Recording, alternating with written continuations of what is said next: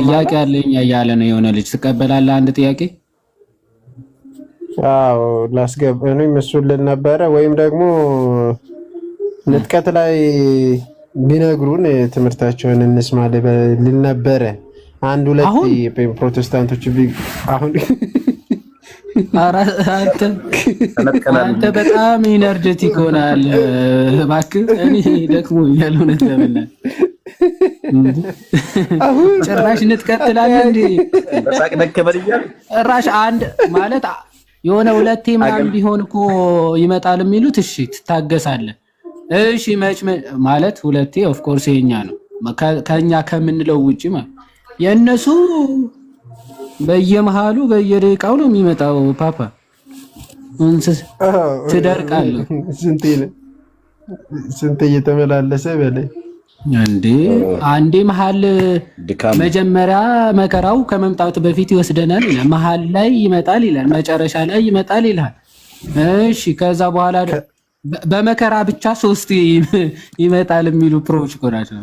በመከራ ሰዓት ይሄ ትራይቡሌሽን ሙሳ ደብረ ጽዮን ያምናሉ እንዴ? ተባዩ ሙሳ ደብረ ጽዮን ያምናሉ? አይ እሱ ሌላ እሱ አይደለም ለሆነ ሙታለው ነው የምለው አያምኑ የንጥቀት ነው። የነሱማ ሌላ ነው። የነሱ እኮ ሚሊኒያሊዝም ሳይሆን ራፕቸር እኮ ነው። ሚሊኒያሊዝም እና ራፕቸር የተለያዩ ናቸው። እሱ ንስሐ ደብረ ጽዮን የሚባለው ሚሊኒያሊዝም የሚባለው አይነት ነገር ነው። የነሱ ራፕቸር ነው ትምህርቱ። እና የሆነ ትራይቡሌሽን መከራ ሰዓት የሚሉት አለ። የሆነ ለ7 ዓመት ምናምን የሚቆይ መከራ አለ። ሚሊኒያሊዝም ፖስት ሚሊኒያሊዝም እና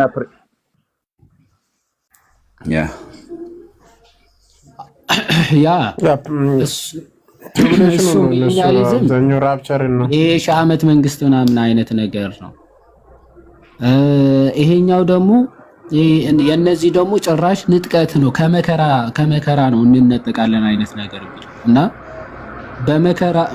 በመከራው ሰዓት ነው፣ ከመከራው በፊት ነው፣ ከመከራ በኋላ ነው የሚለው ራሱ 3 አይነት የተለያየ ትምህርት ነው ያላቸው። አንዳንዶቹ ከመከራው በፊት ነው የምንነጠቀው ይላሉ፣ በመከራው መሃል ላይ ኦኬ፣ ከዛ ደግሞ መጨረሻ ላይ የሚሉ አሉ እንነጠቃለን ብለው የሚናገሩ። ከዛ ደግሞ ለፍርድ ደግሞ እንዴት እንደሆነ ባይታወቅም ማለት ነው የሆነ የት ቆይተው ከዛ በኋላ ደግሞ ለፍርድ እንዴት እንደሚመጡ ምናምን ራሱ እነሱ ራሱ አያውቁትም ማለት ነው። አያውቁትም። በጣም ሰፊ ርዕስ እንደመሆኑ መጠን እንዳልከው መኩም የእንትና ቪዲዮ ላይ አይደለ የሰራው ይመስለኛል። የጥሌ ምናምን የሚባለው ላይ በቃ እሱ ነገር ነው የሰራሁት። የዛ ፓስተርን ምናምንም እንትን ብለን ማለት የዛ የሆነ ከ6 ሰዓት ላይ ምናምን ብለው ብዙ ሰዎች ሲጠብቁ አልነበረ እንነጠቃለን ምናምን ብለው እነሱ ቪዲዮዎችም ኮምፓይል አድርገ ምናምን እዚህ ሰፈርም ያለው አንዳንድ ሰዎችም ሰብሰብ አድርገው በሰፊ ሄደንበት ነበር። አንድ ቀን የሄደንበት ነበር እኮ አንድ ቀን አይደል? ቪዲዮ ራሱ ሳይቼ ነበር ራሴ በዚህ በአፍሪካዊ ነበር ያ ፓስተር ዩጋንዳ ነው። ዲሰምበር 25 ነው ምናምን ያለው ማለት ነው። ዲሰምበር ነው ኖቬምበር ሰዓቱ እንደዚህ ምናምን ብሎ ጠብቆ እኔ ግን ቪዲዮን እንደ ፕሮ የሚያሳዝነኝ እንደ ፕሮ አይደለም። ፕሮዎች እንኳን ደህና ናቸው። እንደ ጴንጤ የሚያሳዝን ግን በዓለም ላይ እንዴት አይነት ስፒሪት እንደሚጫወትባቸው እውነት ለምናገር እንደዛም ሆኖ ስቲል የሚከተሉ አሉ። አንድ እንደዛ ተሳስቶ እንደዛ ስቶ ስቲል ወረደ አንዴ ለምንድ የወረደው ተው ይጣመም ተፈጥሮ ነው እያለ ነው። ተው ይጣመም ተፈጥሮ ነው። እውነትም እንደዛ እኮ ለነገሩ ተፈጥሮ ነው። የቀለሜ ግርፍ ያ ሊትራሊ ግርፋ። ምክንያቱ እሱ ራሱ ጆሻ ስቷል እኮ ምናምን ሲል ቢስትም ሐሰተኛ ነቢይ አይደለም ብሎ ከሞገተ በቃ እነዚህም ቢስቱም በቃ ኖርማል ናቸው እንደማለት። አሁን የእግዚአብሔር ነቢይ ነኝ ብሎ ትንቢት እየሳተ አሁን እሱን ከተከተል ከአንተ ምን ያክል ስፒሪት ቢጠናወት ምናምን ነው? የትኛው ነቢይ የእግዚአብሔር ነቢይ ነው እንዲህ ይሆናል ብሎ የሳተው? እንትን ምንድነው እሱ? ይሄ ብሉይ ኪዳን ላይ ታስታውሳለህ? እነ ነብዩ ዮናስን ማለት ነው። ማለት ሂድ ተናገር እንደዚህ በር ሲባል አንተ በኋላ ሐሳብ አንተ ምህረት ታደርጋለህ፣ እኔን ደግሞ ከዛ ውሸታም ነብይ ይበሉኝ እግዚአብሔር ራሱ ተናገሩ ብሏቸው እምቢ ሲሉት ያለ አይደል? ያ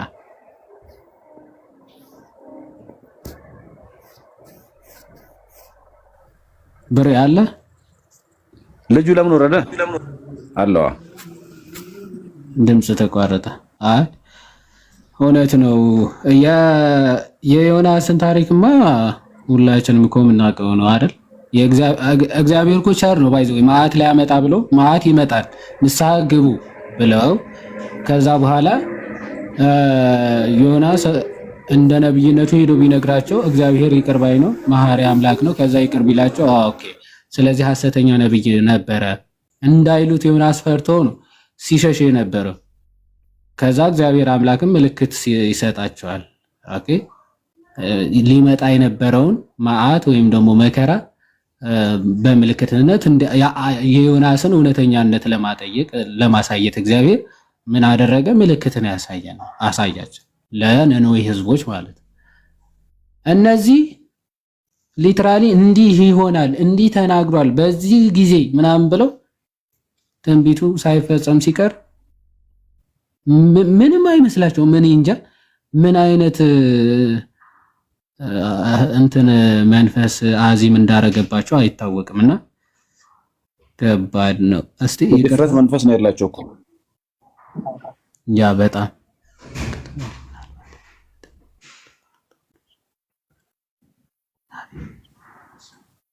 እኮ ና ችግር የለው እኛም እኮ ፈቀድንለት አይደል?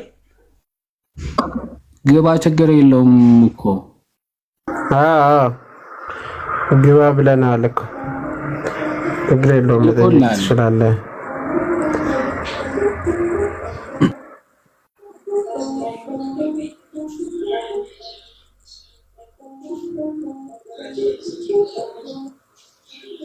እንዴት አለ ፓፒ?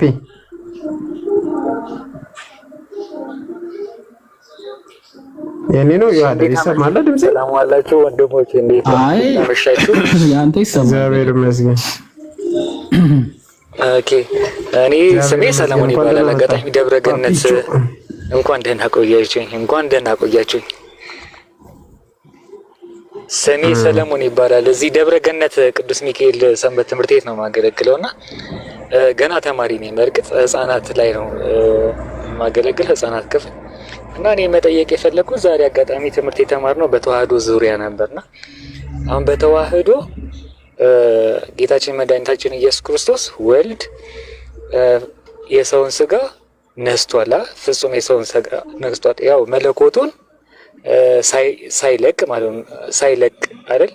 አሁን እኔ ደግሞ ለመጠየቅ የፈለኩት ምንድነው አሁን ለምሳሌ ወልድ ፍጹም አምላክ ነው ፍጹም ሰው ነው እንላለን። ለምሳሌ ሃይማኖተ አበው የቅዱስ ጎርጎርዮስ ዘኑሲስ ቁጥር 1 ጀምረን ስናነብ ይህን ነገር ያትታል። ነገር ግን በተቃራኒው ደግሞ አብ አሁን ለምሳሌ ክርስቶስ ፍጹም የሰውን አካል ነስቷል ካልን አብ ደግሞ ወይም ደግሞ መንፈስ ቅዱስ አልነሱም አይደል? ስለዚህ እንዴት ነው? ምናልባት እሱ ላይ ለመጠየቅ የፈለኩት በእርግጠኝነት ገብቷችሁ ሊሆን ይችላል። ተጓደለ የሚል ጥያቄ ሊያስነሳብን አይችልም ወይ? እኔ እሱ ስለመጣልኝ ነው ለመጠየቅ የፈለኩት። ኦኬ ቆይ ብሬ እና መኩ ትሄዱበታላችሁ። መጀመሪያ ግን ከየት ሰንበት ትምህርት ቤት ነበር ያልከኝ? ፓፒ ደብረ ገነት ቅዱስ መካኒሳ ሚካኤል ማለት ነው። ኦኬ ሰንበት ተማሪ ነህ? አዎ ያው ተማሪ ነኝ ገና። ስንተኛ ክፍል ወይም ደግሞ ህፃናት ማዕከላዊ ወጣት ነው። ወጣቶች ክፍል ኦኬ። ህፃናትን የሚባለው ምድብ ላይ ሳልሳይ ኦኬ። ህፃናትን በማስተማር ምናምን ነው ታስተምራለህ? ህፃናትን ደግሞ ዝም ብለን እንሞካክራለን። ያው ከቨር ለማድረግ ያክል ነው። አስተማሪዎች ሲቀሩ ምናምን ዝም ብለን እንሞካክራለን። ገባኝ። አሁን ይሄንን ለህፃናት እያስተማርክ ነው ወይስ ራስህ እየተማርክ? አይ አጋጣሚ ያው ተምረን ነው የምናስተምረው። ዛሬ አጋጣሚ አንድ መምህራችን ሲያስተምሩ ይህን ነገር ሀሳብ መጣልኝ። ዛሬ የሃይማኖት አበው ይህንን ክፍል ነበረ ያነበብኩትና የዚህ የቅዱስ ጎርጎርዮስ ዘኑሲስ ማለት ነው የህይወት ታሪኩን እና ከዛ ሃይማኖት አበው ላይ ደግሞ አስተምህሮቱን አራቱን እዛ ላይ ያሉትን አራቱን ክፍሎች ማለት ነው እና በዚህ ላይ ይሄ ጥያቄ ተፈጠረብኝ እና ወንድሞቼ ጋር ለመጠየቅ ነው እንግዲህ ሀሳቤ ነበር። አይ ባይ ዘ ዌይ እኔ አሁን ለምን መሰለ እየጠየቅኩ ያለሁት አንዳንዶቹ ሰንበት ትምህርት ቤት በደንብ አስተውሉ። ባይ ዘ ዌይ ይሄ ፕሮቴስታንቲዝም ያላችሁና ይሄ ክርስቲያን ኦርቶዶክስ ነበርን ሰንበት ተማሪዎች ነበርን እዛ ዝም ብለን መዝሙር ከዛ በኋላ ማርያም ምናምን እያልን ነው ብለው የሆነ በጣም የሚያስቅ የራሳቸውን ስንፍና ተምረው ነበረ የሚለውን ማለት ሰንበት ትምህርት ቤት ሳይገቡ የሰንበት ትምህርት ቤትን ትምህርት ሳያውቁ እኛ ሰንበት ተማሪዎች ነበርን እናውቀዋለን እኮ እያሉ የሚያወሩ አሉ። ሰንበት ትምህርት ቤት ምን አይነት ትምህርቶች እንደሚሰጡ በዚህ አጋጣሚ ሰዎች እንዲያውቁ እንዲረዱ ነው። ኦኬ ነገረ ስጋዌ ነገረ ስላሴ በሚገባ ትምህርት ይሰጥበታል ሰንበት ትምህርት ቤት። ኦኬ ሰንበት ተማሪ ነበርን እያላችሁ የማይመስል ነገር የምታወሩ ሰዎች ስላላችሁ ምንም ሳትማሩ እንደው ምንም የማያውቁ ፕሮቴስታንት ወንድም እህቶች አሉ አይደለ? በቃ ይሄው ሰንበት ተማሪ እኮ ነበርን ካለ አንድ የሆነ ፕሮቴስታንት ኦኬ ስለዚህ እሱ ከነበረ እሱ እዛ ማለት ተምሮ ከወጣ ስለዚህ ልክ ባይሆን ነው የሚል አስተሳሰብ እንዲፈጥርላቸው ስለሚያስቡ ማለት ነው። ያው ሰንበት ተማሪ ነበርን ትምህርቱ እኮ እናውቀዋለን ስለ ማርያም ነው ስለ ቅዱሳን ነው ስለ ገድላት ነው ይሉሃል ማለት ነው። ከዛ ምን አይነት ኢምፕሬሽን እንዲፈጠር ሰው ላይ ኦኬ ሰንበት ትምህርት ቤት ለካ ቤተክርስቲያን የሚያስተምሯቸው ቲክቶክ ከሚያስተምሯቸው የተለየ ነው የሚል አስተሳሰብ እንዲይዝና እውነተኛው የጌታ ቤተክርስቲያን እንዳያገኝ ሆም ብለው ተንኮል ሰርተው ለማስተላለፍ ስለሚፈልጉ ነውና ለዛ ነው የጠየቁት። ሰንበት ተማሪ ነው የሚማረውም የሚያስተምረውም እነዚህ ነገሮች ናቸው። ኦኬ ትምህርቶቹ እንደዛ ናቸው። ነገረ ስጋዌ ነገረ ስላሴ ከዛ በኋላ ነገረ ቅዱሳንም አለ። ትክክል ነው። የመጽሐፍ ቅዱስ አንድምታ ኦኬ የመጽሐፍ ቅዱስ የወንጌል አንድምታ የማቴዎስ የማርቆስ የሉቃስ ኦኬ የዮሐንስ ወንጌል አንድምታዎች ትማራለህ እስከ 50 ከደረስ ምናምን ማለት ነው። ሶ ይህንን ነገር ሰዎች እንዲሰሙት ምናምን ስለፈለኩኝ ነው የጠየቅኩ እና ለሌላ ነገር እንዳይመስል ብዬ ነው። አሁን ያ ብሬ ኦር መኩ ቀጥሉ። እሺ ቃልዎት ያሰማልን። ይዋዴ ጥሩ ፖይንት አንስታል ማለት በተለይ ማሳየት የተፈለገው ትልቁ ከዚህ ፖይንት በሰንበት ትምህርት ቤት ውስጥ በቤተ ክርስቲያን ሰንበት ትምህርት ቤት ውስጥ የሚያልፈው በትክክል የተማረ ምን እንደሚማሩ እንኳ ልናውቅ ይገባል ማለት ነው። በቃ ይዚዝ በቃ ያውም ደግሞ እስከ ራባይ ድረስ የሚያስኬደው በጣም በትልልቅ ደረጃ የሚሰጠው ኮርሶችም አሉ። እብን ነገረ ክርስቶስን ነገረ ስላሴ ዲፕ ማለት ነውና እወቋት። መጀመሪያ ጠይቁ፣ ተረዱ። እንዲያው ዝም ብሎ ፖለቲካ ለመስራት የወጣችሁ ሁሉ እንግዲህ ለራሳችሁ ወዮላችሁ ነው እንላችኋለንና ጌታ ይርዳችሁ። መምህር ብሬ ይቀጥሉ።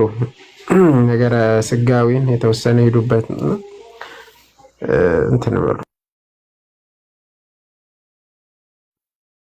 እሺ ቃልዎት ያሰማልን። ይሁዳም መኩም ምናልባት እንግዲህ እንደተረዳው ከሆነ ፓፒ ላይክ አብ ወልድ መንፈስ ቅዱስ ብለን ነው የምናምነው። በተዋህዶ ጊዜ ቃል ስጋ ሲሆን አብና መንፈስ ቅዱስ ስጋ አልሆኑም። ስለዚህ ከሶስትነት ጎደለ ብለን ነው ያሰብከው። እንደሱ ነው አእምሮ ውስጥ የመጣው ጥያቄው? አይ ከሶስትነት ይቅርታ ጣልቃ ከገባው ከሶስትነት ጎደለ ሳይሆን አንድነቱን ሶስትነቱም እንዳለ ሆኖ ነገር ግን አሁን ለምሳሌ ለወልድ ፍጹም ሰው ፍጹም አምላክ ነው ብለናል። እዚህ ጎርጎርዮስ ዘንሱሲም ያነሳዋል። ፍጹም ሰው ፍጹም አምላክ ነው። የሰውን በቃ ገንዘቡ አድርጓል። የባህሪ ገንዘቡ ማለት የሰውን ባህሪ ተዋህዷል ማለት ነው አይደል? እና አብና መንፈስ ቅዱስ ደግሞ የሰውን ባህሪ አልተዋሃዱም። ኩነት ላይ ማለት ነው። ኩነት ላይ እና ይሄ ላይ ምናልባት ወልድ በአብ ቀኝ ስለሚቀመጥ የሰውን ስጋ ስለተዋሃደ ወይም ደግሞ የሰውን መለኮት ስለተዋሃደ ምናልባት ከአብና ከወልድ ጋር በማነስና በመብለጥ ሳይሆን ምናልባት ልዩነት አያመጣም ወይ? የራሱ ካራክተር አሁን ለምሳሌ ወልድ የሚባል ወልድ የራሱ ካራክተር አያመጣም ወይ? አይ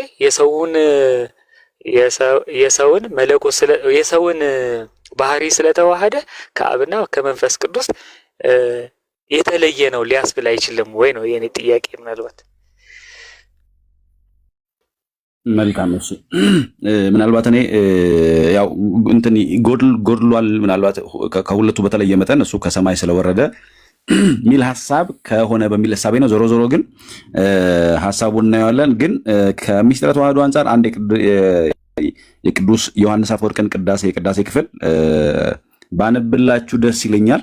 ከአባቱ ሳይወጣ መጣ፣ ከአነዋወሩ ሳይለይ ወረደ፣ ከሶስትነቱ ሳይለይ መጣ፣ ከአንድነቱም ሳይለይ ወረደ፣ ከዙፋኑ ሳይለይ በሥጋ ልጅ አደረ፣ ምልአቱ ሳይወሰን በማህፀን ተጸነሰ፣ በላይ ሳይጎድል በማህፀን ተወሰነ፣ በታችም ሳይጨመርበት ተወለደ፣ ከኃጢአት በቀር ፈጽሞ ሰው ሆነ፣ እንደ እግዚአብሔር እየሰራ እንደ ባሪያ ታየ፣ ወንጌሉን ያስተምሩ እንደ መሰጡ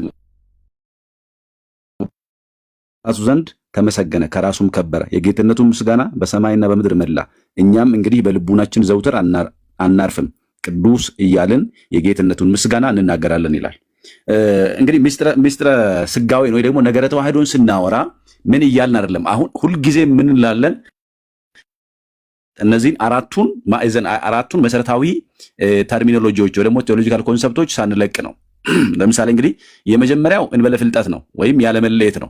ከተዋህዶ በኋላ መለየት የለም። ልክ አካላዊ ቃል እመቤታችን ይኩነኒ ብላ አካላዊ ቃል በማህፀኗ ሲያድር ያን ጊዜ ተዋህዶ ሲፈጸም ወይ ደግሞ ቃል ስጋ ሲሆን ስጋም የቃል ገንዘብ ለስጋ የስጋም ገንዘብ ለቃል ሲሆን ተዋህዶ ሲፈጠል ቅዱስ ቄርሎስ እንቲያው ለቃል ኮነ ለስጋ ወይ እንቲያው ለስጋ ኮነ ለቃል እንዳለ የቃል ገንዘብ ለስጋ ሆነ የስጋም ገንዘብ ደግሞ ለቃል ገንዘቡ ሆነ እንዳለ አካላዊ ቃል በእመቤታችን ማህፀን ካደረበት ቅጽበት ጀምሮ ያለ መለያየት፣ ያለ መጠፋፋት፣ ያለ መቀላቀል በተዋህዶ የከበረ ነው። ስለዚህ ያ አካላዊ ቃል ስጋ ሆኗል። ወልድ አሁን ከስላሴ ከአብ ከወልድ ከመንፈስ ቅዱስ ካለው ከስላሴ ወልድ በተለየ አካሉ ሰው ሆነ ወይም ስጋን ተዋሃደ። የስጋን ገንዘብ ገንዘቡ አደረገ ማለት ነው። ስለዚህ ቃል በተለየ አካሉ የስጋን ገንዘብ ገንዘቡ አደረገ ስንል አዎ ለምሳሌ ምን ብለዋል? ቃል ነው ስጋ የሆነው የተራበው፣ የተጠማው፣ የተሰቀለው፣ የተንገላታው፣ መከራ የተቀበለው በተለየ አካሉ ወልድ ነው ምን የሆነው ስጋ የሆነው ወይም ስጋን የተዋሃደው ማለት ነው። ስጋን መዋሃዱ አሁን በዚህኛው ኩነት ወይም ቃል ስጋ በመሆኑ ውስጥ ወይ ደግሞ ቃል ስጋ ሲሆን በስጋ በሆነው ነገር ምን አይልም ከተባለ አዎ እና ከመንፈስ ቅዱስ ምን ሆነ ተለይቶ ነው በተለየ አካሉ ነው ምን የሆነው ስጋ የሆነው። ግን በመለኮት መነጣጠል በመለኮት መለያየት የለም። ምክንያቱም በመለኮት ስንት ፍቃድ አለ? አንድ ፍቃድ አለ፣ አንድ አገዛዝ አለ፣ አንድ ስልጣን አለ፣ አንድ ባህሪ አለ። ስለዚህ መነጣጠል የለበትም ማለት ነው። ነገር ግን በአካል በተለየ አካሉ ወልድ ነው ምን የሆነው ስጋን የነሳው ማለት ነው። ስለዚህ ቃል ስጋ ሆነ ካልንበት ቅጽበት ጀምሮ ወደ ሰማያትም ሲያርግ በለበሰው ስጋ ወይም በተዋህደው ስጋ ነው። የስጋን ገንዘብ ገንዘቡ እንዳደረገ ስጋ ደግሞ የቃልን ገንዘብ ገንዘቡ አድርጓል። ስለዚህ ኢየሱስ ክርስቶስ ቃል ስጋ ሆነ ወይም ተዋህደ ካልን በኋላ ከተዋህዶ በኋላ መለያየት መነጣጠል ሳይኖርበት ቃል ስጋ ሆኗል። ስለዚህ ሄዶ በአባቱ ቀኝ ተቀመጠ ስንል ከአብ አያንስም፣ ከመንፈስ ቅዱስ አይበልጥም። ለምን? በስላሴ ዘንድ መበላለጥ፣ መተናነስ፣ መብለጥ፣ ማነስ ስለሌለ አብርሃም ይስሐቅ እንደሚበልጠው ይስሐቅ ያዕቆብ እንደሚበልጠው እንደዚህ አይደለም። መበላለጥ የለም ማለት ነው። ቃል ስጋ መሆኑ በምድር ላይ በሚሰራ ጊዜ ለምሳሌ ምን ብሏል ኢየሱስ ክርስቶስ? ወደ አምላኬ ወደ አምላካችሁ ይላል፣ ወይ ደግሞ ይሄ አባቴ የሰጠኝን ስራ ሰራሁ ይላል። እንደዚህ እያለ ብዙ ጊዜ ወልድ ይናገራል፣ ወይ ደግሞ አካላዊ ቃል ይናገራል። ቃል ስጋ ከሆነ በኋላ በተዋህደው ስጋ ራሱን ምን አድርጓል? ራሱን ዝቅ አድርጓል። ያንን ተዋርዶ ወይም ያንን ራስን ዝቅ ማድረግ በማን ነው የሆነው? በተለየ አካሉ በወልድ ነው የሆነው። ነገር ግን ልክ ያንን ስራ ሲጨርስ ዮሐንስ 17 ላይ ግብረ ዘዋብ ከኒ ፈጸምኩ እንዳለ የሰጠኝን ስራ ፈጽሜ አከበርኩ ካለ በኋላ ከዚያ ምን አለ? አባት ሆይ እንግዲህ አንተ ራስህ ዓለም ሳይፈጠር በአንተ ዘንድ በነበረኝ ክብር አክብረኝ ብሏል። ስለዚህ ከዚያ በኋላ ወደ ሰማያት ይሄን ፈጽሞ ወደ ሰማያት ካረገ በኋላ ግርማ ባለው ቀኝ በአባቱ ቀኝ ከተቀመጠ በኋላ መለያየት የለም፣ መበላለጥ፣ መተናነስ የለም። በማን ማለት ነው? በሚስጥረ ሥላሴ ወይም በትምህርተ ሥላሴ ውስጥ አብ፣ ወልድ፣ መንፈስ ቅዱስ መካከል ላይ አንድ ፍቃድ፣ አንድ አገዛዝ፣ አንድ ስልጣን ስለሆነ ያለው መለያየት፣ መበላለጥ የለም ማለት ነው። ምናልባት ሐሳብን አግኝቼው ከሆነ ወንድማችን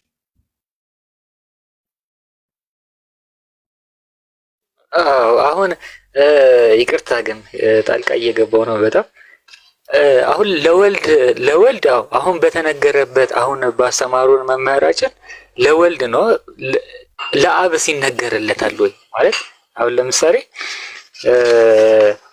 እንዴት ነው አብን አሁን ለምሳሌ መለኮት እንላለን አይደል? ግን መለኮት ስጋ ለበሰ ምንለው ግን ለወልድ ብቻ ነውና ምናልባት ትክክል ነው የወልድ ፍጹም መለኮት ነው፣ ፍጹም አምላክ ነው። ነገር ግን ለአብና ለመንፈስ ቅዱስ እንደዚህ ለወልድ እንዳስተማሩን ይነገርለታል ወይ? ለአብና ለመንፈስ ቅዱስ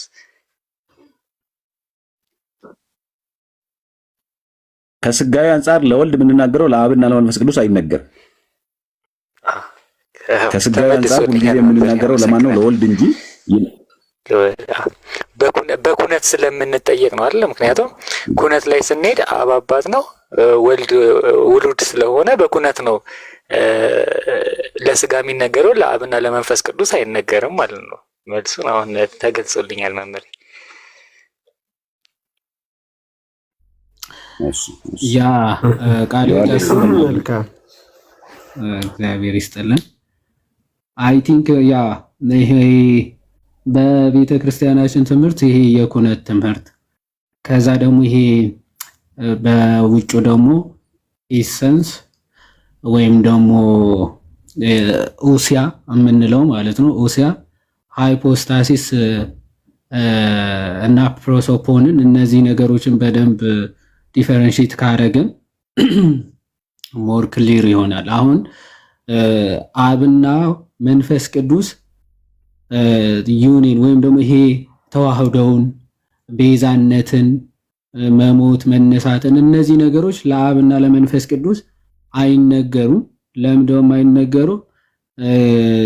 ይሄ ተዋህዶ ወይም ደግሞ ይህንን ስራ ቅድም ኡሲያ ወይም ደግሞ አብ ወልድ መንፈስ ቅዱስ አንድ በሚያደርጋቸው ባህሪያዊ በዛ ሳይሆን በምንድነው ሃይፖስታቲክ ዩኒየን አይደለም እንለው ሃይፖስታቲክ ዩኒየን የተፈጸመው ሃይፖስታቲክ የሆነ ዩኒየን ነው። ወይም ደግሞ የኡሲያ ተብሎ እንደዛ አይደለም የሚነገረው። የኡሲያ ዩኒየን ወይም ደግሞ እንደዛ ፕሮሶፒክ ዩኒየን አይደለም የሚባለው።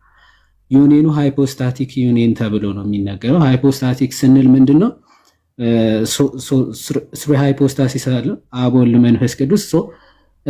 ያ ስንል ግን የሆነ አካል ብቻ ማለትም አይደለም። አካል ብቻ ልክ ቤተ ክርስቲያናችን ስታብራራው ለምሳሌ ቃል ስጋ ሆነ ብሎ ዮሐንስ ሲናገር ለምሳሌ አምላክ ሰው ሆነ ማለት ይችላል፣ ወይም ደግሞ አምላክ ስጋ ሆነ የሚለውን መጠቀም ይችላል። ግን ዩኒየኑ ወይም ደግሞ ይሄ ተዋህዶውን ሶስቱም አካላት ተዋሃዱ የሚል ሄሬሲ ሊያመጣ ስለሚችል ያንን አልተጠቀመም ዮሐንስ። ቀጥሎ ደግሞ ወልድ ስጋ ሆነ የሚለውን ቃል ቢጠቀም ደግሞ ወልድ የሚለው ቃል የሚያገናኘው ወይም ደግሞ ግንኙነቱ አካላዊ ግብርን የሚያሳየው ከአብ ጋር ያለው የግብር ግንኙነት ወይም ደግሞ የግብር ልዩነት የሚያሳይ ነው አይደለ? ለምሳሌ ወልድ ካልን ከአብ የተወለደ እያልን ነው። ከመንፈስ ቅዱስ ጋር ያለው የሚያሳይ አይደለም። አካላዊ ወይም ደግሞ ይሄ የአካል ፕሮፖርቲ የሚያሳይ ብቻ ነው። የአካል ግብር የሚያሳይ ነው ማለት ነው። የአካል ግብር ብቻ የሚያሳይ ስለሆነ ወልድ የሚለው ስለዚህ ወልድ ተዋሃደ የሚለውን ቢጠቀም ኖሮ ዮሐንስ ስለዚህ ዩኔኑ ራሱ ወይም ተዋህዶ ራሱ አካላዊ ብቻ ነው የሚል ሄሬሲም ሊያመጣ ይችላል። ዮሐንስ የተጠቀመው የኩነት ሶስትነትንም ከዛ አንድነትንም ሶስትነት ሳላት አንድነት ሳላትም ሶስትነት ያላትን የኩነትን ቃል ይጠቀማል ዮሐንስ ማለት ቃል ስጋ ሆነ የሚለውን ማለት ቃል የሚለው ሶስቱ አካላትን ሶስትነትን የሚያሳይ ነው። ወይም ደግሞ ሶስቱ አካላት በኩነት ሶስት ናቸው። አብ፣ ልብ፣ ወልድ፣ ቃል፣ መንፈስ ቅዱስ እስትንፋስ ብለን እንደምንናገረው ማለት ግን ሶስትነትን መነጣጠልን ብቻ ሳይሆን የሚያሳየው አንድነትንም ጭምር የሚያሳይ ነው። ኦኬ በባህሪ መገናዘብንም ጭምር የሚያሳይ ክፍል ነው።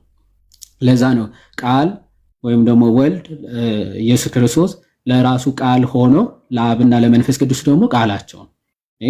ሶስቱን አካላት ደግሞ ምን የሚያደርግ ነው? አንድ የሚያደርግ ነው ማለት የኩነት ትምህርት። ቅዱስ ዮሐንስ ሃይፖስታቲክ እንደሆነ ዩኒኑ ወይም ደግሞ ይሄ መፍጠር ዓለምን ማስተዳደር መመለክ እነዚህ አይነት ነገሮች ባህሪያተ እግዚአብሔር አሉ አይደለ? ለምሳሌ ፈጣሪነት፣ ሁሉን ቻይነት፣ በሁሉም መገኘት እነዚህ ኢሰንስን ወይም ደግሞ ኦሲያን የሚያሳዩ ነገሮች ናቸው። ሌሎቹ ደግሞ አብ ወላዲ፣ ወልድ ተወላዲ፣ መንፈስ ቅዱስ ሰራጺ የሚለው ደግሞ አካላዊ ግብር ብቻ የሚያሳዩ ናቸው። ኩነትን ግን ሶስትነትን ኦኬ ከአንድነት ጋር አጓዳ የያዘ ስለሆነ ተዋህዶ ሃይፖስታቲክ ዩኒየን ወይም ደግሞ ተዋህዶ ሃይፖስታቲክ የሆነ ተዋህዶ ስለሆነ በተለየ አካሉ የሚደረጉ ነገሮች አሉ ማለት ለዛ ነው ቃል ስጋ ሆነ ብለን እንናገራለን እንጂ አብ፣ ወልድ፣ መንፈስ ቅዱስ ስጋ ሆኑ አይባልም። በተለየ አካሉ ወልድ ተብሎ ይነገራል። ወይም ደግሞ ቃል ነው ስጋ የሆነው ማለት ነው። ቃል ነው ስጋ የሆነው ቤዛነትን ስንመለከት በብቸኝነት የሚነገረው ለማን ብቻ ነው? ለወልድ ወይም ደግሞ በተለየ አካሉ ቤዛ የሆነ የሞተ የተነሳ የተዋሃደ ተብሎ ከተነገረ ለማን ነው የሚነገረው? ለወልድ ብቻ ነው ማለት ነው። ኦኬ ማዳን የእግዚአብሔር ቢሆንም ቤዛነት ግን በተለየ ግብር ለማን ነው የሚነገረው ማለት ነው? ለወልድ ነው ማለት ነው። ለወልድ ነው የሚነገረው። ከዛ አንጻር የሚታይ ነው። ምናልባት ካላወሳሰብኩት ማለት ነው። ቃሌት ያሰማልን። አይ ብዙ ጊዜ በደንብም ስላብራራችሁ አንድ እንትን ብቻ ላንሳል ፓፒ በቀላሉ እንድትረዳ ማለት ነው። ኤግዛምፕል በተለይ ኢሰንስ ማለት ውዚያ ሲባልና ሃይፖስታተስ ሲባል ምን ማለት ነው የሚለውን ማለት ነው።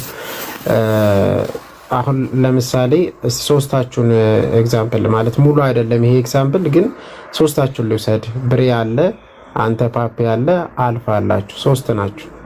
እንደ ምሳሌነት ሶስታችሁ ሰው ናችሁ። አሁን ለምሳሌ ምንድናችሁ ከተባለ ሰው ናችሁ። ሶስታችሁም the same essence ነው ያላችሁ ወይም ደግሞ ተመሳሳይ ነው፣ ሰውነት ነው። ብሬ ሰውነቱ በቃ ሰው ምንድነው ከተባለ ሰው ነው። ፓፒም ሰው ነው። አልፋ ኡዚያ the same ኡዚያ ወይም ደግሞ the same essence ነው ያላችሁ ማለት ነው። አንድ ባህሪያችን ተመሳሳይ ነው ሰውነት። ወደ ሃይፖስታተስ ስንመጣ ደግሞ ሃይፖስታተስ እኔነት ነው ለብቻ ማለት ነው። ይለያል፣ ይከፍላል። ለምሳሌ አንተ ማን ካልኩ ፓፒ እኔ ነኝ ነው የምትለው። ብሬንም ለየው ማለት ነው። አልፋንም ለየው። ይሄ ሶስታችሁም የራሳችሁ እኔነት አላችሁ። ለምሳሌ ለብቻ ተከፍለው ማለት ነው። አሁን ለምሳሌ ሰው ሞተ። አሁን ሞተ ሲባል ትለያለህ። ሁሉም ክርስቶስ አሁን ለምሳሌ የኛን የነሳ ወደ ክርስቶስ እንመጣ ሜቢ እንዳይሰፋ ብቻ ክርስቶስ ጋር እዛው ስላሴ ጋር ስንጨርስልን ሃይፖስታተስ እኔነቱን ስንመለከት ወልድ ለብቻ ተለይቶ ለወልድ የሚነገር አለ፣ ለአብ የሚነገር ለመንፈስ ቅዱስ የሚነገር አለ። ግን ከሁሉም ተለይቶ ሰው የሆነ ማን ነው? ወልድ ነው። ሞት የሚነገርነት ለወልድ ነው። ለሃይፖስታትሱ እኔነት ላለው ለብቻ ለወልድ ብቻ ነው የሚነገርለት። ሞትን ብትል መነሳትን ብትል በቃ የሰውነትን ባህሪ የተቀበለው ቃል ብቻ። አብም አልተቀበለም፣ መንፈስ ቅዱስም የሰውነትን ባህሪ አልተቀበለም። የላቸውም ማለት ነው። ያለው ወልድ ብቻ ነው። ስለዚህ ለወልድ ብቻ ነው የሚነገርለት።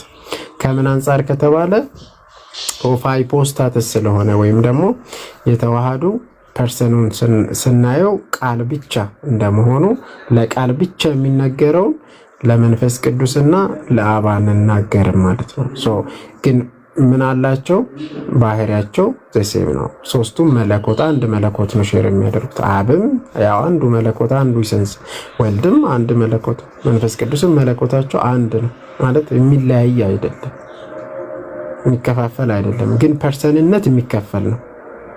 አብ ወልድ አይደለም፣ ወልድ አብ አይደለም፣ መንፈስ ቅዱስ አብ አይደለም፣ ወልድም አይደለም። ከዛ አንጻር ለወልድ የሚነገር አለ ማለት ነው። ለመንፈስ ቅዱስም ለአብም ለብቻቸው የሚነገርላቸዋል። ከዛ አንጻር ሃይፖስታትስ ዩኒየን ከሚለው ያዘውና ለወልድ ብቻ ነው የሚነገረው መሞት መነሳት። ሜቢ ተረድተናል ብዬ አስባለሁ። ፋቢ እነዚህ ቃላቶች ባይዘው ፋሚሊያር ለመሆን ኦሲያ ሃይፖስታሲስ ፕሮሶፎን ወይም ደግሞ ፐርሰን ምናምን የሚለውን ፋሚሊያር ለመሆን ከፈለጋችሁ ምናልባት ፋዘር ሳሙኤል ቪሲ ክሪስቶሎጂ ኤንድ ካውንስል ኦፍ ካልሲዶን ሪኤግዛማይንድ የሚለው መጽሐፋቸው እዛ ላይ ማየት ትችላላችሁ። ከዛ ደግሞ የፋዘር ሽኖዳ ይሳቅም ባይዘው እዛም አለ፣ እዛም የተወሰነ ያነሱታል። አይ ቲንክ ይሄ መድሎት አሚን እዛም የተወሰነን ያረጋግጠውታል መሰለኝ። መድሎት መግቢያ ላይ የተወሰነ በአማርኛ እዛም ሪፈር አድርጉና እሳቸው ላይ አብራርተው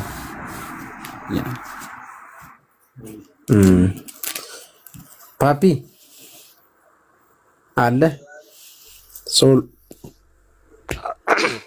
ይቅርታ አለሁ ተመልሶልኛል። ለዛ ነው ታብታብ እያረኩ ነው እየሰማችሁ በጣም ደስ ብሎኛል። እንግዲህ እግዚአብሔር አምላክ ዘመናችሁን ይባርክልን።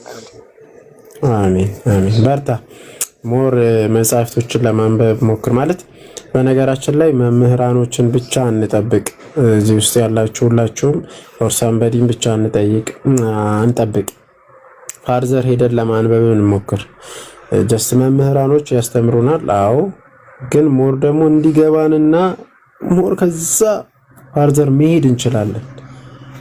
መሄድ እስከሚገባን ድረስ መሄድ ይቻላል። በነገራችን አልሄድንም ገና በጣም ጥቂት ነው እንትን ላይ ያለ ነውና በጣም ብዙ መጽሐፍቶች ይቀሩናል። በጣም ብዙ ያላነበብናቸው አሉ።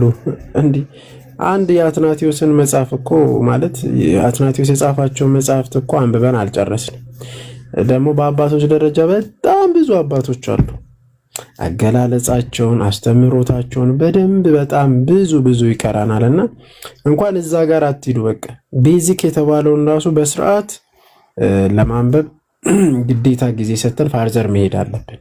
መምህርን ብቻ አትጠብቁ፣ ፈልጉ መጽሐፍትን። በጣም ብዙ አሁን ኢኦቲሲ ላይብረሪ ላይ ግቡ።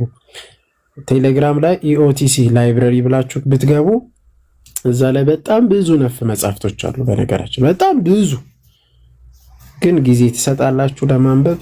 እርግጠኛ ናችሁ? ማለት እሱ ነው። አሁን እንግዲህ ጊዜ ሰጣችሁ ማየት ማንበብ ከዚህ የተማራችሁትም ይሁን ከሰንበት ትምህርት ቤትም ይሁን ከየትኛውም የተማራችሁትን የትኛው መጽሐፍ ላይ ነው ያለው፣ እንዴት ነው መጽሐፍ ቅዱስ ላይ ያለ አባቶች ዘንድ ሳለ ብላችሁ ጠይቁ። እሺ ዝም ብሎ ሰው ስለተናገረ ብቻ አንቀበልም። ለምሳሌ ሰንበዴ የራሱን ከተናገረ በምን ትለያለህ? መለያ በአባቶችና በመጽሐፍ ቅዱስና በትውፊት ነው። ቅዱስ ትውፊትና ለዩ ፋርዘር ሂዱ አንብቡ እንድትረዱ፣ ሌላውንም ስለምታስረዱ። አሁን ለምሳሌ ህፃናት ላይ ነው እየሰራ ያለው ፓፒ። አንተን ነው የሚመስሉ እነዛ ህፃናቶች። አንተ መምራት ትችላለህ። በደንብ አድርገህ መምራት ትችላለህ። ወደፊት አንተን መስሎ ነው። አንተ ምንም ማታውቅ ከሆነ እነሱን በቃ ነጊያቸው እንደዛ ነው የሚሆነው። አንተ ግን ፋርዘር አንብበ እነሱን ለማስረዳት የምትሄድ ከሆነ በዛ ልክ ያንተ ልጆች ደግሞ ምጡቅ ነው የሚሆኑት። ይበልጥ የአባቶችን ልክ እንደ ቅዱስ አትናቴዎስ በ18 ዓመቱ መጽሐፍትን ይጽፋል ማለት ነው። መጽሐፍትን ይጽፋል ልክ እንደ አትናቴዎስ። አሁን ኮፕቲክ ብትሄዱ ማለት ነው በጣም በቃ ኮፕቲክ ውስጥ አዋቂ ነው የሚባሉት በጣም ትናንሽ ልጆች ናቸው። ትናንሽ እድሜያቸው 17፣ 18፣ 19 በቃ በጣም ፋርዘር ያነባሉ ያውቃሉ። እብር ራሱ እንትናቸውን ብትመለከት ፖድካስት ላይ የተቀመጡት ልጆችን ብትመለከቱት ከኮፕቲክ አንጻር እድሜያቸው በጣም ጥቂት ናቸው። 21፣ 22፣ 23 እንደዛ ናቸው። እና የኛ ልጆች እዚህ ላይ በደንብ መስራት አለባችሁ።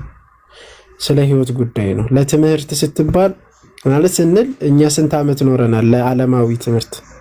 ቢያንስ ከኬጂ እስከ 12 16 ዓመት ነው የሚፈጅብህ። ከኬጂ ጀምረ ወይም 15 ዓመት ፈጀብህ እስከ 12። ከዛ 4 ዓመት ትማራለህ። ኦልሞስት 20 ዓመት ፈጀብህ ማለት ነው ዲግሪ እንኳን ለመጨረስ። ህይወትን ሙሉ ነው የተማርከው። አየህ። ግን እስቲ መንፈሳዊ አንድ መጽሐፍ አንብበህ ለመጨረስ ምን ያህል ጊዜ ነው ፈጀብህ? አንብበሃል ወይ ማለት አንድ መጽሐፍ በቃ በስርዓት አንድ መጽሐፍ አንብበናል ለህይወታችን። ታሳድ በጣም የሚያሳዝነው ነገር እሱ ነው በነገራችን ላይ። እና በህይወት ዘመን የተማርከው ለስጋ እንደሆነ ለመንፈሳዊ ህይወት ግን አንድ መጽሐፍ ቅዱስንም ሆነ ሌሎች መጽሐፍትን የቤተ ክርስቲያንን አንዱን ማንበብ እንዴት አቃተን? እና ይሄ ተጠያቂነት ውስጥም ያስገባል። በጣም በክርስቶስ ዘንድ እንደምንጠየቅ አድርገን እናስብ። በቃ ልጆቻችንን ካላስተማር እንጠየቃለን። ዛሬ ካንተ ነው የሚጠብቀው ክርስቶስ። እና ያንን አስቡበት እላችኋለሁ። እና በርታ ፓፒ፣ እና ሞር አንብቡ፣ ሰፋ ያለ ነገር ሄዱበት። እግዚአብሔር ያክብርልን።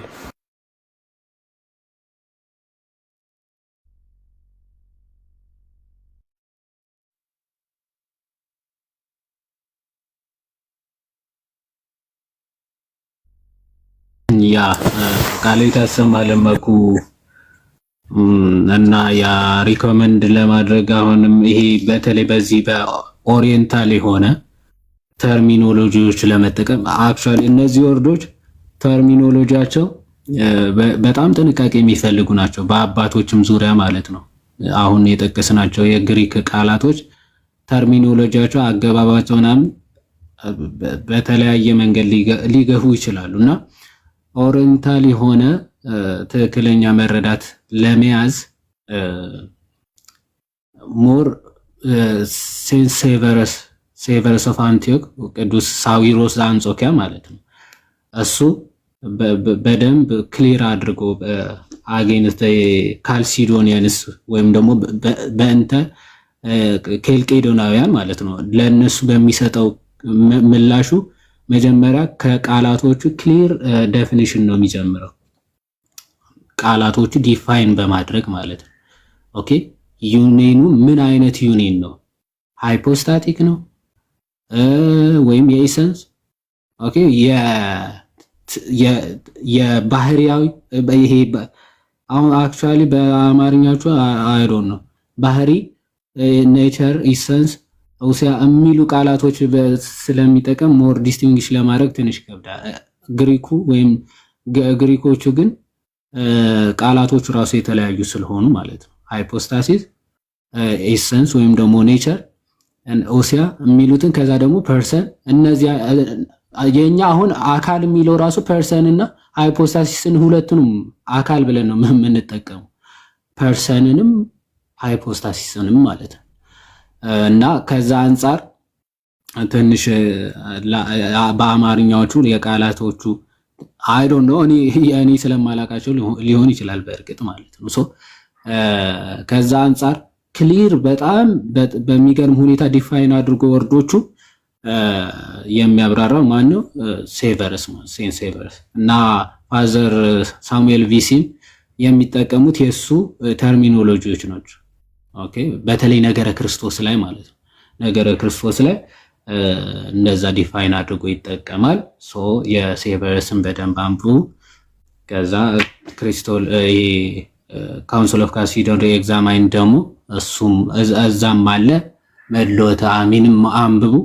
ከዛ ደግሞ ፊሎሶፊካሊ አሁን ጆን ኦፍ ደማስከስም እንትን ይላል፣ ግን እሱ ካልሲዶኒያን ስለሆነ ዴፊኒሽኖቹ በጣም ጥንቃቄ ምናምን የሚፈልጉ ናቸው። ካልሲዶኒያን ኬልቄዶናዊ ስለሆነ ማለት የሁለት ባሕርይ አማኝ ስለሆነ ዴፊኒሽኑ ጥንቃቄ ምናምን የሚፈልግ ነው።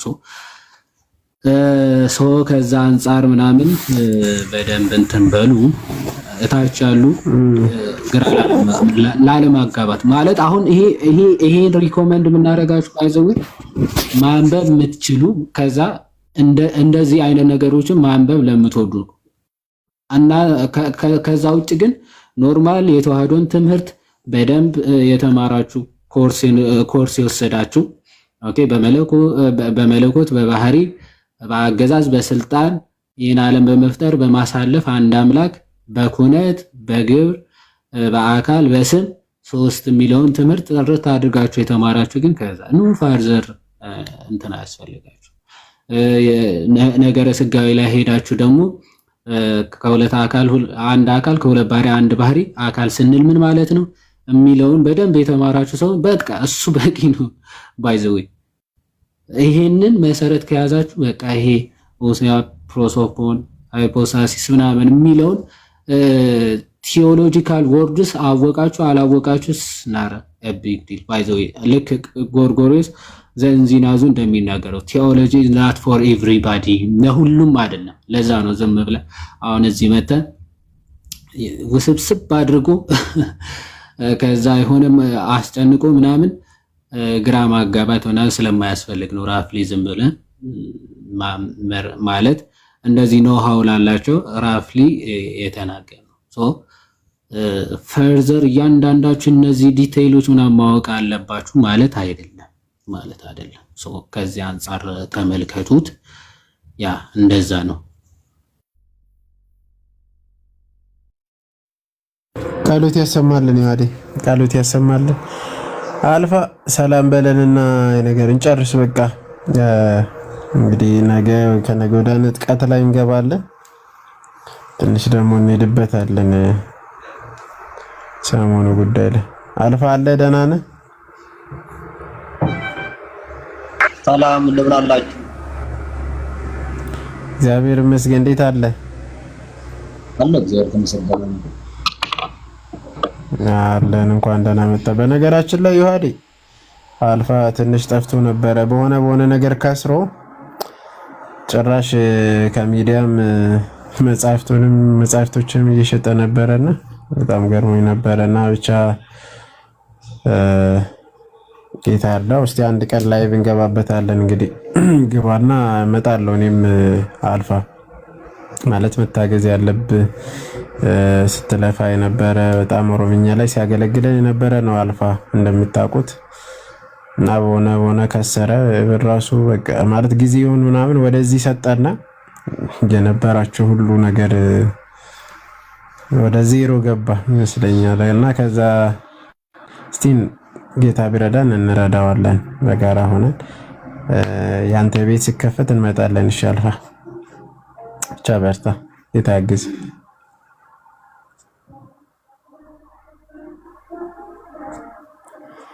ሶ ብሬ ይዋድ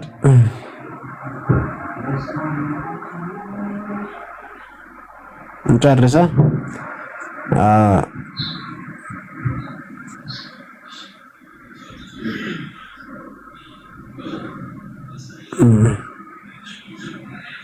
እና ህይወት ውስጥ ስለዚህ መኖርን መለማመድ ነው በጣም የሚጠቅመው ነገር። ከዚያ ውጭ ግን ዮሐዴን ቅድም ሲያነሳ እንደነበረው ቴዎሎጂካል ኮንሰፕቶችን ወይ ደግሞ ቴዎሎጂካል ተርሚኖሎጂን ሞስት አንደርስታንድ ማድረግ ጥሩ ነው፣ ግን ሞር መኖር መጀመር ማለት ነው። ያንን ነገር ኤክስፒሪየንስ እያደረጉ የሚሄድ ክርስትና ራስን እግዚአብሔርን የመምሰል ህይወት ስለሆነ አይደል፣ በዚያ ውስጥ የማደግ ህይወት ስለሆነ በዚያ ራስን ማሳደግ በዚያ ራስን ማብቃት ወደዚያ ይሄ ወደሚሻለው ወይም ወደሚበልጠው ምስጢር ክርስቶስን ወደ መምሰል ክብሩን ወደ ማንጸባረቅ ወደዚያ ማደግ ነውና ሞር በጣም መሰረታዊ ነገር። ከዚያ ውጭ ግን የተወሰነው ነገር ካወቅን የተወሰነው ነገር ከረዳን ሁልጊዜም ምን የሚል ነገር አለኛ አሚነ ስላሴ ያለንኛ አሚንሰ መሰረተ ይት ለዚያ ነው ይሄ እምነት መሰረት ናት ማለት ነው። ሶ ምንድነው በማመን ነው የምንኖረውና አንዳንድ ጥያቄዎች ወይም አንዳንድ ጉዳዮች ለህሊና ቢከብዱን ወይ ደግሞ መረዳት እንኳን ቢያስቸግረን በእምነት ቦታ ክፍት አድርገን የምንተዋቸው ነገሮች አሉና እሰማለሁ እንደ መኩ እሰማለሁ እና ሙሉ ለሙሉ ለከኔ መረዳት አለብኝ ወይ ደግሞ ሙሉ ለሙሉ ማስረዳት አለብኝ ብለን አንልም። ኢንኬዝ የከበደ ነገር የተረዳው ነገር ካለ በእውቀት ብዙ ራሳችንን ማስጨነቅ የለብንም። ለማወቅ መጣር አለብን፣ ለማወቅ መሞከር አለብን። ከዚያ ሲያልፍ ግን ነገሮችን እንትን ማድረግ እንደሱ ማለት ወደ እምነት ማሳደግ ፕራክቲካል ወደ ሆነው ነገር ማሳደግ የኛ ከሲስተማቲክ ቴዎሎጂ ይልቅ ፕራክቲካል ቴዎሎጂ ስለሆነ ወደ መኖር ማሳደግ ማለት ነው እጅግ በጣም የሚጠቅመውና እግዚአብሔር ይርዳን በሉ ሰዎች።